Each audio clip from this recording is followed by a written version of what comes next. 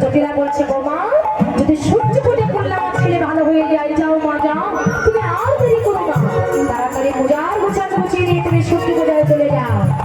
তাই রাধারানী পূজার থালা গোছাচ্ছে কেমন করে? তুলসী বচনের সরস্বতী বলে দেখো খুশি বড় চলে দিয়া তো চলো নারায়ণ মহাদেব ভরে চিনি থেকে কলা মাখন রসনা কদম্ব দিলা রূপমা খাতা প্যারা সর ভাজা রাধিকা তো দিয়াছি অমৃত কলিকায় আদি শুনে তোরা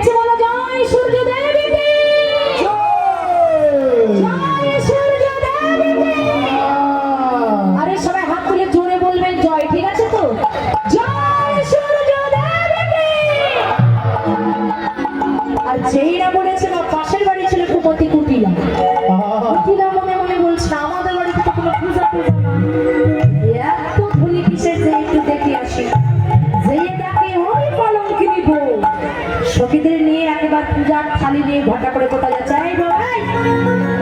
এই কোথায় যাচ্ছিস রে? কোথায় যাচ্ছিস? বলে ননদি পূজা করতে যাচ্ছি। কি পূজা? সূর্য পূজা। এই তোকে কে যেতে দিয়েছে? মনে করো মায়ের কাছ থেকে অনুমতি নিয়ে এসেছি। এবার মায়ের কাছে যে বলছে বউকে কোথায় যেতে দিয়েছিস পূজা করতে? এই বউ তো সূর্য পূজা করবে না, যে ছেলেছোড়ার সঙ্গে দেখা করবে, জানিস না? আমি ভালো জানি। কুটিলা মনে মনে বলছে, কুটিলা তো মনে মনে বলছে আমিও কম ব্যক্তি নয়, এরা সূর্য পূজা করে কি কি করে, এদের সাথে আমার যেতেই হবে। এই বউ আমি কিন্তু তোর সঙ্গে যাবো। বলে ঠিক আছে যাবে, চলো।